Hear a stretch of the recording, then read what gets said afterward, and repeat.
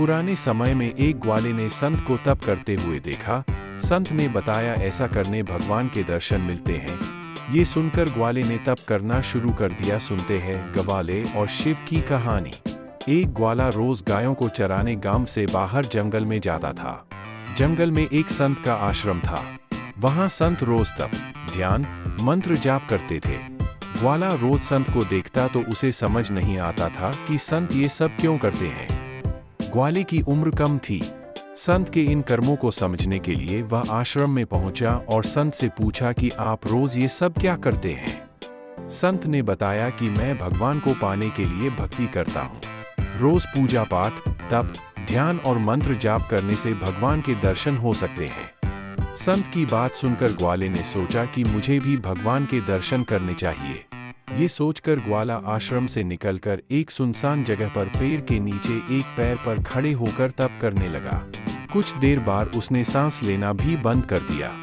ग्वाले ने सोचा कि जब तक भगवान दर्शन नहीं देंगे मैं ऐसे ही रहूंगा।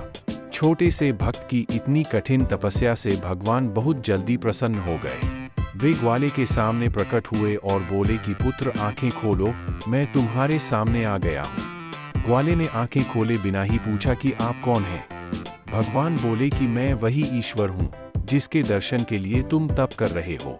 ये सुनकर ग्वाले ने आंखें खोल लीं, लेकिन उसने ईश्वर को कभी देखा नहीं था। वह सोचने लगा कि क्या यही वो भगवान है।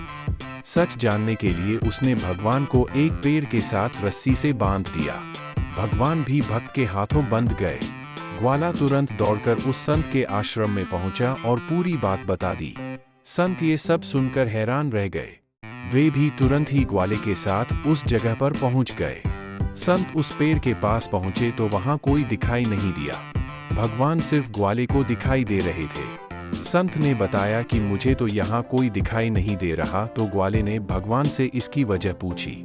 भगवान ने कहा कि मैं उन्हीं इंसानों को दर्शन देता हूँ जो निस्वार्थ भाव से मेरी भक्ति करते हैं। जिन लोगों के मन में कपट, स्वार्थ, लालच होता है उन्हें मैं होकर भी दिखाई नहीं देता। ग्वाले की भक्ति से हमें सीख मिलती है। जो लोग भगवान की भक्ति निजी स्वार्थ की वजह से करते हैं उन्हें भगवान की कृपा नहीं मिल पाती है। निस्वार्थ भाव से की गई भक्ति ही सफल होती है।